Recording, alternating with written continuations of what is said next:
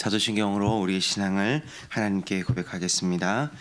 나는 전능하신 아버지 하나님 천지의 창조주를 믿습니다. 나는 그의 유일하신 아들 우리 주 예수 그리스도를 믿습니다. 그는 성령으로 잉태되어 동정녀 마리아에게 나시고 본디오 빌라도에게 고난을 받아 십자가에 못 박혀 죽으시고 장사된 지 사흘 만에 죽은 자 가운데서 다시 살아나셨으며 하늘에 오르시어 전능하신 아버지 하나님 우편에 앉아 계시다가 거기로부터 살아있는 자와 죽은 자를 심판하러 오십니다. 나는 성령을 믿으며 거룩한 공교회와 성도의 교제와 죄를 용서받는 것과 몸의 부활과 영생을 믿습니다. 아멘. 찬송가 450장입니다. 찬송가 450장 내 평생 소원 이것뿐. 찬송가 450장 내 평생 소원 이것뿐. 우리 하나님께 찬양 올려드립니다.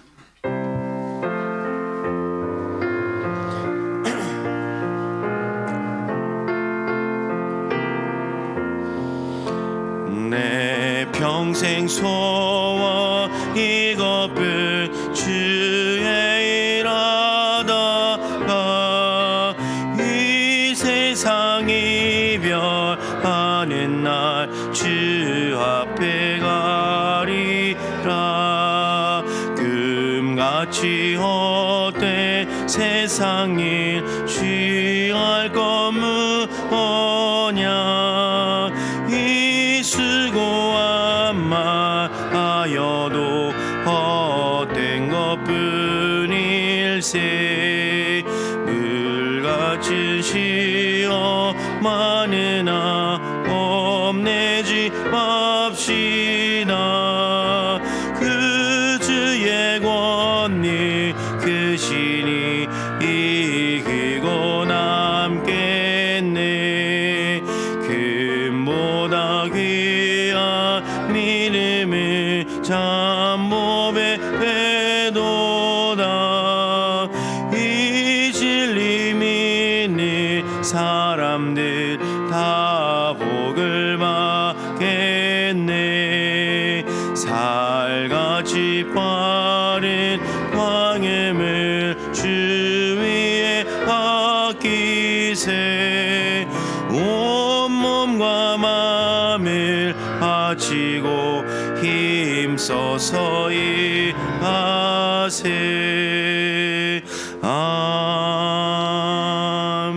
아멘.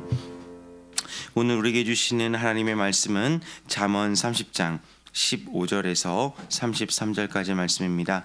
오늘 우리에게 주시는 하나님의 말씀은 잠언 30장 15절에서 33절까지 말씀입니다. 저와 여러분이 한 절씩 교독하고 마지막 33절은 함께 읽도록 하겠습니다. 거머리에게는 두 딸이 있어 다오다오 하느니라. 족한 줄을 알지 못하여 족하다 하지 아니하는 것 서넛이 있나니. 곧 스울과 아이 베지 못하는 태와 물로 채울 수 없는 땅과 족하다 하지 아니하는 불이니라.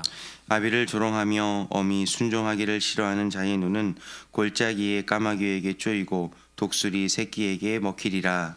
내가 심히 가히 여기고도 깨달지 못하는 것 서넛이 있나니. 곧 공중에 날아다니는 독수리의 자치와 반석 위로 기어다니는 뱀의 자치와 바다로 지나다니는 배의 자치와 남자가 여자와 함께한 자치며 음녀의 자취도 그러하니라.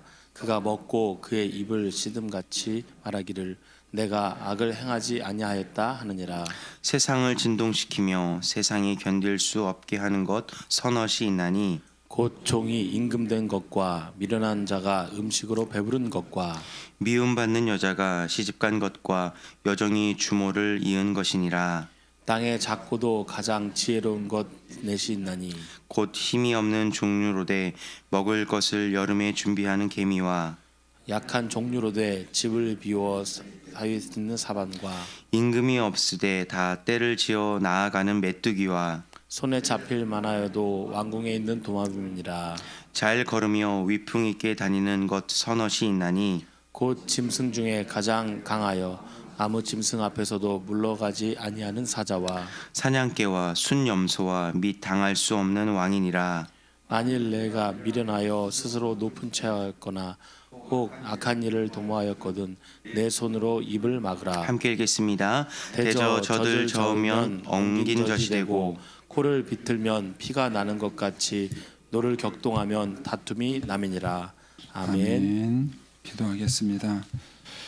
좋으신 아버지 하나님, 은혜를 감사합니다. 지난 간밤에도 저희들을 주님 품 안에서 편히 쉬게 해주시고 또 이 새벽에도 저희들을 주 앞에 불러주심을 감사합니다. 오늘도 저희들에게 새날 주시고 또 생명 주시고 건강 주셨는데 이 한 날도 주님과 더불어 동행하게 하시고 주를 기쁘시게 하는 한 날 되게 하여 주옵소서. 이 새벽에도 주님을 사모합니다. 말씀과 기도 가운데 저희들을 만나 주시며 주의 성령으로 충만케 하여 주옵소서. 오늘 한 날도 주를 기쁘시게 하는 한 날로 축복해 주옵소서. 주님께 감사의 예물 또 일천번째 예물 구역 예물을 드립니다. 믿음으로 순종으로 감사함으로 드리는 예물을 주님께서 기뻐 받으시고 약속하신 하늘의 복과 땅의 복으로 충만하게 채워 주옵소서. 주의 은혜로 종의 가정들을 형통케 해주시며 그 자녀들을 축복하여 주옵소서. 예수님의 이름으로 축복하며 기도하옵나이다. 아멘. 이 새벽에도 주의 은혜와 축복이 함께 하시기를 축원합니다. 이제 오늘 말씀 이제 아굴의 잠언이 계속 됩니다. 보면은 이제 15절에서 17절까지 내용이 이렇게 끊기고요. 거기 보면은 이제 15절에 그 중간에 족할 줄 알지 못하여 족하다 하지 아니하는 것 선언시 있나니 요런 문장이 반복이 돼요. 요 내용이 15절에서 17절이고요. 그다음에 18절에 가면은 내가 심히 기이 여기고도 깨닫지 못하는 것 선엇이 있나니 똑같은 게 반복되죠. 패턴이 그게 20절까지입니다. 그다음에 이제 21절에 가면 세상을 진동시키며 세상이 견딜 수 없게 하는 것 선엇이 있나니 그렇죠? 패턴이 똑같은 게 반복이 되죠. 그게 이제 21절에서 23절까지입니다. 그다음에 이제 24절에 가면은 땅에 작고도 가장 지혜로운 것 넷이 있나니 하고 이제 그 내용이 28절까지 연결이 되고요. 그다음에 29절에 잘 걸으며 위풍 있게 다니는 것 선엇이 있나니 그렇게 돼 있죠. 그게 31절까지입니다. 그리고 이제 32절, 33절은 이제 개별 잠언으로 이제 있는 내용으로 그렇게 됩니다. 그렇게 이제 오늘 말씀은 못하는 게 선엇이 있다. 못하는 게 선엇이 있다. 이런 패턴으로 이제 반복이 됩니다. 먼저 이제 첫 번째 그 잠언을 보시면 이제 15절에 거머리에게는 두 딸이 있어 다오다오 하느니라. 거머리도 딸이 있나요? 이건 이제 은유법인데요. 여기서 말하는 거머리는 이제 중동 지역에서 발견되는 그 말거머리라는 거예요. 거머리가 뭔지는 알죠?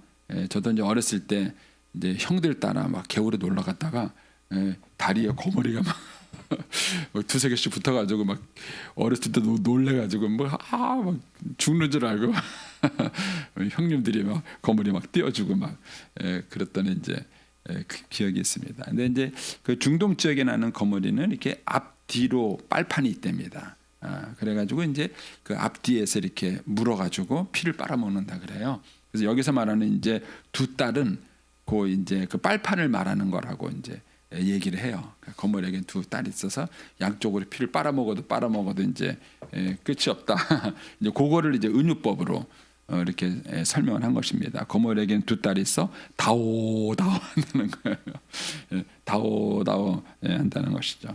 그러면서 이제 하고 싶은 얘기는 뭐냐면은 족할 줄 알지 못하여 족하다 하지 아니하는 것 그런 것들이 서너 가지가 있다. 그러니까 이제 뭐 이것만 있겠어요? 많이 있을 텐데 이 잠언 기자가 이제 관찰을 한 것이죠. 처음에는 스올 지옥을 말합니다. 끝없이 들어가요. 모든 죄인들이 끝없이. 그래서 이 지옥을 다른 말로 무저갱이다 이런 말. 무저갱이라는 게 뭐냐면 밑바닥이 없다는 뜻이에요. 밑바닥이 없다. 끝없이 들어가는 것이죠. 그다음에 이제 아이 배지 못하는 태. 그렇죠? 아이를 갖지 못하는 사람은 아이를 낳기 전에는 절대로 만족이 안 됩니다. 어떤 걸로도 보상이 안 되죠. 그런 것. 그다음에 물로 채울 수 없는 땅. 이게 장마가 지는 것 같아도 시간이 지나면은 다 땅속으로 스며들어서 그물이 어디로 온가? 그물이 다 사라져 버리죠. 그 다음에 족하다 하지 아니하는 불. 불은 뭐 완전히 제가 될 때까지 다 태워버리잖아요. 남는 게 정말 아무것도 없는. 이걸 가지고 이제 족할지 알지 못한다 이런 얘기를 합니다. 여기서 이제 우리가 중요한 교훈을 받는 거예요. 족하다, 만족하다 하는 것은 외부 문제가 아니라는 거예요. 외부 문제가 아니라 내부 문제라는 거예요. 그러니까는 사람이 어느 정도 하면은 족할 것 같아요. 돈은 어느 정도 벌면 좋겠어요. 네? 네. 저는 요즘 하느님께 항의하잖아요. 하느님이 저한테 넌 몇 살까지 살았으면 좋겠냐? 네 아내하고 얼마나 있었으면 좋겠냐? 얼마나 있었으면 좋겠어요. 얼마나 있었으면은 만족하고 감사하다 이렇게 하겠어요. 이 족하다는 거야. 이게 외부 문제가 아니라 내부 문제라는 거예요. 다르게 표현하면은요, 이 족한다는 것은 채움으로 해결되는 문제가 아니에요. 어떤 게 빈 공간이 있는데 거기에 우리는 뭘 막 채워서 가득 차서 넘치면은 족하다 이럴 줄 아는 거예요. 절대로 그렇지 않다는 거예요. 물질적인 것은 모르겠지만 이 정신적이고 영적인 것은 그렇게 되지 않은 거예요. 채워서 되는 게 아니라 감사로 되는 거예요. 태도로 되는 거예요. 태도로 되는 거죠. 남편이 어느 정도 해주면은 아내 마음이 족할까요? 네. 제가 볼 때는 없어요. 네. 제가 보니까 이제 목회를 해보니까는요, 정말 잘하는 남편이 있어요. 뭐 요리도 해주고요, 빨래도 해주고요. 뭐 제가 볼 때는 저한테 대단하다. 저런 사람이 어딨냐. 근데 그 아내가 행복할 줄 아는데 아니더라고요. 그런 남편을 데리고 살면서도요, 그 남편에 대해서 불만이 있는 거예요. 이 족할 줄 모르는 아내의 마음을 어떻게 해야 족하게 해줄까요? 뭐가 그 아내의 마음을 여러분 족하게 해줄 수 있을까요? 태도의 문제가 아니에요. 그의 뭘 채워서 되는 문제가 아니라 그의 마음에 감사함으로 받으면 족한 거예요. 그래서 제일 중요한 문제가 뭐냐면 자녀들입니다. 저는 우리 한국 사회에서 부모들이 철저하게 고쳐야 될 문제가 이 문제예요. 저희 부모 세대는 배고픈 세대예요. 그래서 그렇게 어렵게 크다 보니까는 어떻게든지 허리를 졸라매고 자녀들은 배 안 고프게 해주고 싶었던 거예요. 근데 이런 스피릿이 요즘 젊은 엄마들에게까지 있는 거예요. 그래가지고 내 자녀에게 막 뭐든지 다 해주려고 그래요. 걔네들이 감사할까요? 여러분 안 그렇습니다. 오히려 어렵게 큰 아이가 부모의 은혜를 알아요. 그래서 연결되는 게 그 17절 연결되는 거. 아비를 조롱하고 어미에게 순종하기 싫어하는 자의 눈. 그런 자녀를 말하는 거죠. 골짜기에 까마귀에게 쫓기고 독수리 새끼에게 먹힌다. 그러면 이제 효자, 효녀, 뭐 저희 말하는 부모님의 은혜에 감사하는 게 아이들이 많이 받으면 좋게 가지고 엄마 아빠 너무 감사합니다. 저를 위해서 막 이런 거 해주셔서 너무 고맙습니다. 이럴 것 같죠? 안 그렇습니다. 주면 줄수록 족할 줄 모르고요. 더 달라 그래요. 더 달라 그래요. 받으면. 자녀들 키워보면은요, 뭐 많이 준 자녀가 엄마 나 고마워 나 그만 줘 이럴 줄 알아요. 그놈이 더 가져가려 그래요. 더 가져가려 그래요. 그러니까 이 채움의 문제는 외부의 문제가 아닙니다. 내가 자녀들에게 뭘 줘서 될 문제가 아니에요. 그러면 자녀에게 뭘 가르쳐야 될까요? 뭘 주는 게 중요한 게, 부모가 재산을 모아서 재산을 자녀에게 주는 게 중요한 게 아니라 태도를 먼저 가르쳐야 돼요. 감사할 줄 아는 태도, 만족할 줄 아는 태도, 족할 줄 아는 태도, 그거를 훈련시키는 것이 오히려 자녀를 정말 축복하는 길이에요. 근데 요즘 엄마들이 너무 미련 맞아요. 그냥 내 새끼 내 자식 그냥 뭘 채워주고 만져주고 그냥 막 해줘서 그 아이에게 뭘 해주면 되는 줄 아는데 시커 해주고 배신당하잖아요. 자식한테 배신당해 보셨어요? 네? 네. 저는 그래 봤어요.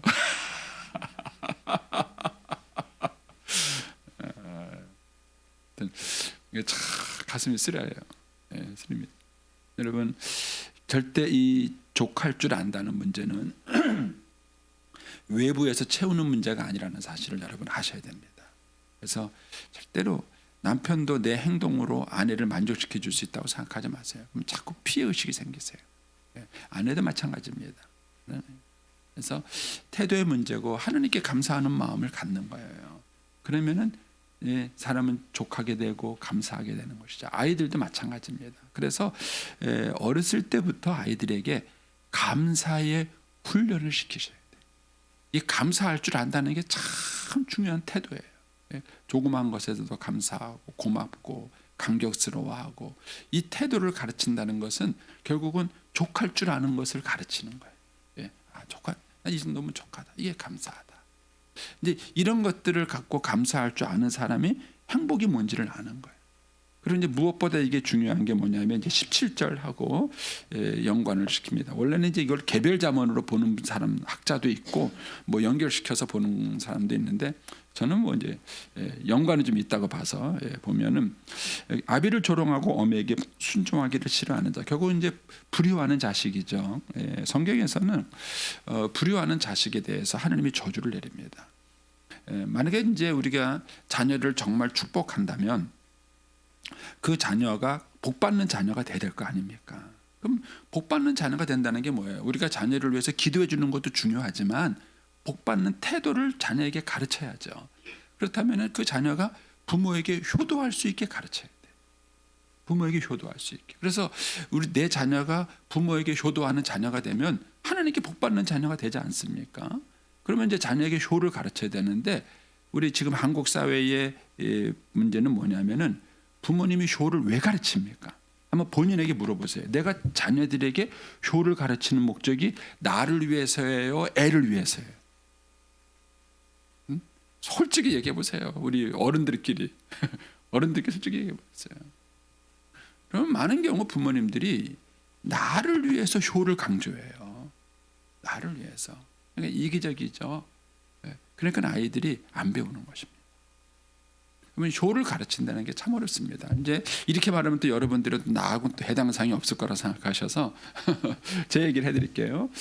제가 이제 목회를 해보니까는요, 성도들이 복 받는 길은 목사를 사랑하고 존경하는 거예요. 아무도 아멘을 안 하시잖아요. 네. 왜 그러냐면은 목사가 사랑스럽고 존경스러우면요, 목사가 개떡같이 설교해도 찰떡같이 알아들어요. 그런데 이제 목사한테 마음이 상했어요. 목사한테 마음이 상하고 기분이 안 좋으면요, 아무리 찰떡같이 설교해도 개떡같이 알아들어요. 그럼 이제 무슨 신앙생활이 되겠어요? 무슨 신앙생활이 되겠어요? 그러니까 이제 제 선배 목사님들은 목회자를 존경해라, 목회자를 사랑해라 그걸 가르치는데 그게 역효과가 있는 거예요. 저는 젊었을 때 그런 말을 들으면 약간 스트레스를 받았어요. 제가 목회자 길을 걸어가려고 마음 먹었으면서도 젊었을 때 그게 스트레스를 받았어요. 그래가지고 저는 젊은 목회자 시절에는 그런 얘기를 안 했어요. 안 하고 뭐 그랬는데 이 나이가 들어보니까 선배님이 맞더라고요. 맞긴 맞는데 문제는 방법론에 있어서 약간 생각을 달리해야 되는 거예요. 목회자에게 잘해라, 목회자를 섬겨라라고만 가르칠 것이 아니라 목회자가 성도들이 시험에 들지 않도록 행동을 해야 돼요. 이게 참 어려운 거예요. 이게 참 쉽지 않습니다. 그래서 성도들이 나 때문에 시험 들지 않게 해준다는 게 이게 참 어려워요. 여러분 마누라 그 비유 맞추는 것도 힘든데 이 교인이 몇 명입니까? 이 양반들의 비유를 다 어떻게 맞춰요? 이게 어려운 거예요. 그러니까는 모든 사람에게 인기 있는 목회자가 된다는 것은 제가 해보니까 이건 어려워요. 이게 쉽지 않아요. 그런데도 불구하고 목회자가 해야 될 일 중에 하나는 뭐냐면은 성도들이 목사 때문에 시험 들지 않고 목회자를 사랑할 수 있게 만들어주는 거예요. 그게 성도들을 축복하는 길이에요. 제 얘기 하니까 뭐 별로 동의를 안 해주시죠. 여러분들이 목회를 해봐야 아시잖아요. 자, 그러나 이 생각을 가지고 부모에게 적용을 시켜보세요. 한국 부모님들이 좀 잘못하는 게 뭐냐면은 자녀들에게 효만 가르치고 효를 강조하는데 그 자녀가 나 때문에 갈등하지 않게 만들어주는 부모가 되려고 하죠. 자녀들이 효를 기뻐서 할까요? 억지로 할까요? 의무감으로 할까요? 어느 게 맞다고 생각하세요? 그러면 자녀들이 엄마 아빠가 좋으면 효를 행하는 게 기뻐요. 그러면 이 부모가 좋아서 효를 하던 억지로 효를 하던 효하는 사람은 복 받는 거예요. 그렇죠? 하나님께서 내 부모를 공경하라 그랬으니까 내 부모를 공경하는 자에게 하나님은 복을 주시는데 그게 억지로 하든 기뻐서 하든 어쨌든 부모를 공경하면은 복을 받는다는 거예요. 그러면은 자녀가 어떻게 하는 게 좋을까요? 기쁘게 하게 해줘야 하는 거죠. 자녀가 기쁘게 부모님께 효할 수 있도록 만들어주는 책임이 부모한테 있는 거예요. 부모한테 있는 거예요. 그래서 부모 된 사람들이 자녀들에게 효를 가르칠 때 사실 우리 한국 부모님들은 약간 좀 이기적이에요. 그러니까 자기 편하자고 가르치는 거예요. 자기 편하자. 옛날 우리 어른들이 아들 막 선호했잖아요. 아들. 그놈의 아들이 뭐가 좋아요? 그러니까 이제 옛날에 제 할아버지가 그러셨나? 뭐가 좋으니까는요. 그래야 제사밥보다 먹지 그러더라. 결국 제사밥 얻어 먹으려고 아들이 그렇게 좋은 거예요. 근데 그런 건 굉장히 이기적인 생각이에요. 굉장히 이기적인. 그런 이기적인 생활의 태도가 기독교인들한테 그냥 흘러 들어올 수 있습니다. 그냥 흘러 들어올 수 있어요. 성경에서 말하는 건 그게 아닙니다. 그래서 우리가 우리의 자녀들을 정말 사랑한다면 우리의 자녀들에게 어렸을 때부터 감사하는 태도를 가르치는 거예요. 그게 부모님께 감사하는 마음을 가르치는 거예요. 그럼 그걸 어떻게 가르칠까? 예, 솔직히 저도 해보니까는요. 목사가 목사를 존경하라고 가르치는 건 어렵더라고요. 성도들이 잘 듣지도 않고요. 안 들어요. 제일 좋은 게요. 목사를 존경하는 건 우리 장로님들이 저를 존경해 주시면 돼요. 제가 해보니까 교회의 어른인 장로님이 목사를 존경하면요. 그 밑에 있는 죄송합니다. 밑에라는 표현을 써서 이게 맞는 건 아니에요. 예. 근데 어쨌든 이제 분위기상 밑에 있는 우리 권사님이나 안수 집사님들이 목사한테 못 덤벼요. 장로님들이 목사님을 딱 존경하는데 누가 덤비겠습니까? 예, 원리를 제가 이렇게 봤어요. 제가 이제 저희 아이를 키우면서도 느낀 게 그거예요. 제 아내는 저한테 덤벼본 적이 없어요. 그러니까는 아이들도 아빠한테 덤비지 않습니다. 네, 덤비지 않습니다. 이 원리가 되게 중요해요. 그렇다면은 부모가 자녀들에게 그 자녀가 감사하는 태도를 가르칠 수 있는 것은 부모님의 은혜에 감사하는 태도를 가르치는 것이 제일 좋아요. 제일 좋은데 그거를 어떻게 가르치느냐? 엄마가 아빠에게 감사하도록 애들을 가르치는. 그렇죠? 아빠는 뭐죠? 엄마에게 감사하도록 애들을 가르치는 거예요. 그래서 부부가 엄마 아빠가 있는 거예요. 근데 우리는 싸우잖아요. 애들 앞에서 네 애비 좀 봐라. 내 평생에 실수한 게 네 애비하고 결혼한 거다. 그러면서 이제 애들 앞에서 그냥 애비 흉을 보잖아요. 그래가지고 감사할 마음이 싹 사라지게 하잖아요. 이 원리라는 것이 그런 것입니다. 그래서 아이들이 어렸을 때부터 부모님의 은혜에 감사할 줄 안다면 족할 줄 아는 걸 배워요. 뭘 먹어도 뭘 입어도 뭘 해도 그것으로 감사할 줄 알고 족할 줄 아는 태도를 배우는 겁니다. 어렸을 때부터 그런 태도를 훈련받은 아이라면은 그 아이가 커서도 마찬가지인 거예요.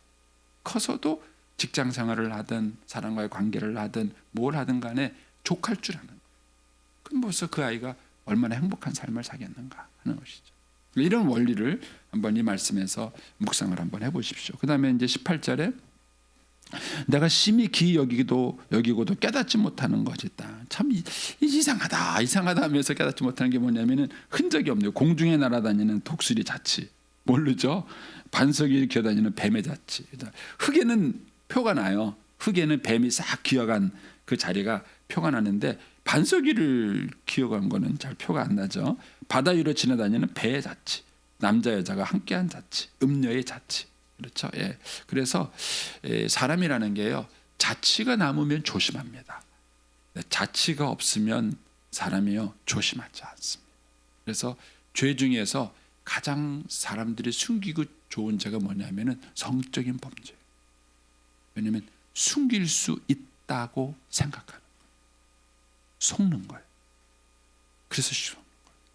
그래서 처음에는 숨길 수 있죠. 무슨 표가 납니까? 예, 성적인 불륜과 죄를 저질렀는데 표가 나지 않는 거예요. 예, 그런데 그게 함정이에요. 그러면 그거는 표가 남지 않는 게 아닙니다. 근데 사람들은 그거를 표가 나지 않는다고 생각하고 숨길 수 있다고 생각하는 거예요. 그러니까는 성적인 죄를 저지르는 게 담대해요. 여러분, 우리나라는 지금 이게 심각합니다. 이 성적인 죄를 저지르는 게 정말 심각합니다. 뭐 이런 얘기는 제가 안 해도 아시겠죠. 새벽부터 뭐 이런 얘기를. 그래서 여러분, 죄는 숨길 수 없다. 그리고 오히려 투명하게 사시는 게 좋아요. 자기 삶을 자꾸 비밀스럽게 만들지 마세요. 어디 가면은 제가 지금도 기억나는 게 그분이 이제 은행원인데 이제 그 뭡니까 그 대출을 쪽에서 이렇게 하는데 어쨌든 이제 많이 그 해가지고 실적을 얻어야 되는 거예요. 그러니까 이제 자기에게 좋은 고객이 있는데 그 고객을 이제 대접하기 위해서 가는데 자기 직장 상사가 다 스케줄을 잡아놓은 거예요. 이분이 가보니까 이제 룸사롱 같은 데를 가야 되는 거예요. 그러니까는 난감한 거예요. 자기는 자기가 만약에 준비했다면 그렇게 준비하지 않았을 텐데 상사가 다 그렇게 해놓고 자기를 보낸 거예요. 정말 난감한 거예요. 근데 이분이 한 첫 번째 행동은 뭐냐면요, 거기에 가는 거를 아내한테 얘기한 거예요. 여보, 나 지금 회사 일 때문에 이 룸사롱을 가야 돼. 가서 내가 손님을 접대해야 돼. 이런 상황이야. 내가 가서 잘 할 수 있게 기도해줘. 일단 그 상황을 공개하는 것입니다. 그러면 삶을 투명하게 만드세요. 투명하면 조심합니다. 남들이 보고 있다 그러면 조심합니다. 그런데 숨길 수 있다고 생각하면은 죄를 짓는 것을 너무 쉽게 생각합니다. 그래서 성적인 죄는 특별히 사람들이 숨길 수 있다고 생각하니까 쉽게 유혹을 받는 것이고 넘어지는 것입니다. 삶을 평상시에도 투명하게 사세요. 뭐 아내가 여보 어디 가면 뭐 물어봐, 여자가 그런 거 왜 물어봐 가지고 남자애를 간섭하고 막 그렇게 말하지 마세요. 그러지 마시고 다 얘기해 주세요. 자, 21절 보시면 세상을 진동시키며 세상을 견딜 수 없게 하는 것. 그러니까는 있어서는 안 되는데 그런 일이 생기는 거예요. 그게 뭐냐면은 종이 임금이 되는 것. 미련한 자가 음식으로 배부르는 것. 이거는 이제 사실 성실하게 일하는 사람이 부자가 되면 좋아요. 근데 우리나라는 이게 아쉽다 그래요. 서양에서는 뭐 저도 이건 뭐 이제 배운 내용이지만은 서양에서는 열심히 일한 사람이 주로 부자래요. 그래서 부자가 존경을 받는데 사람들이 봤을 때 저 사람은 부자가 될 만하다라고 인정을 하는 것이죠. 근데 이제 우리나라 같은 경우는 그렇지 못하다 그래요. 그러니까는 부당한 방법, 불의한 방법으로 부자가 되니까 부자가 존경을 받지 못하는 거예요. 어쩌다가 부모 잘 만나서 어떤 줄 잘 서가지고 뭐 이렇게 되는 거예요. 그러니까는 이런 것들이 이제 좋은 질서는 아니라는 거죠. 그 다음에 거기 23절에 미움받는 여자, 번역이 좀 그런데 이게 이제 행실이 지혜롭지 못한 여자, 어리석은 여자, 미련한 여자 등을 가리키는 표현입니다. 이 표현이 그래서 미움받는 여자라는 표현이 좀 그렇지만 어쨌든 합당하지 않은 결혼을 말하는 것이에요. 자기 없는. 그래서 예전에 그런 뭐 정확하게 제 기억이 안 나는데 여진들 사이 그랬잖아요. 학교 다닐 때 공부도 안 하고 맨날 뺀질뺀질하고 놀던 애가 결혼해서 남자 하나 잘 만나가지고 거기다가 더 미운 것은 그 애가 맨날 뭐 놀러 다니는데도 불구하고 그 자식이 공부를 잘해가지고 대학을 가면 서울대학 가면은 얄밉다며요. 뭐 그런 얘기를 하는데 어쨌든 합당하지 않은 그런 결혼을 말하는 것이고요. 여정의 주모를 이루는 것. 그래서 이런 것이 많으면 많을수록 그 사회가 건강하지 않은 것입니다. 사회 질서가 무너지는 거예요. 그래서 여기에서 그렇게 말하는 겁니다. 세상을 진동시키며 세상을 견딜 수 없게 만드는 것. 이런 일이 없어야 돼요. 그런데 이런 일이 많은 거죠. 오늘날 우리나라를 보면은 이런 일이 많은 거예요. 그러니까 뭐 어떤 장관의 딸 문제, 방송을 타면 어려워요. 제가. 그래서 어쨌든 그런 문제, 왜 사람들이 이렇게 분노합니까? 그게 만약에 열심히 노력해서 수고해서 되는 그런 거라면 사람들이 이렇게 분노하지 않죠. 근데 뭐 부모 잘 만나서 그런 것이다. 이렇게 되면은 그게 사람들을 분노하게 만드는 것이죠. 그래서 이런 일이 이제 세상의 그 사회 질서를 무너뜨리는 것이죠. 그다음에 24절에 가면은 땅의 작고도 가장 지혜로운 것. 이거는 이제 창조의 질서, 하나님의 지혜에 순응하는 동물들을 예를 들은 거예요. 힘이 없지만은 열심히 여름에 먹을 걸 준비하는 개미. 이 사바는 이제 오소리를 말합니다. 오소리를 너구리 이런 걸 말하는 건데 이런 종류를 말하는 건데 힘이 없어요. 힘이 없는데 바위 틈에 숨어 사니까 잘 못 잡는 거예요. 강한 짐승들이 그런 걸 말하는 거고 임금이 없지만 때를 자르는 메뚜기 때 무섭죠. 엄청 무섭습니다. 그다음에 손에 잡힐만 해도 왕궁에 있는 도마뱀. 왜 도마뱀이 있는? 도마뱀은 방어 능력이 없는 짐승입니다. 유일한 방어 능력이라고는 딱 잡으면 꼬리 띄워놓고 도망가는 거 외에는 방어 능력이 없는 도마뱀인데 왕궁에 있으면 얘를 누구 잡겠어요? 임금님 옆에 있는데 그게 지혜로운 놈인 거예요.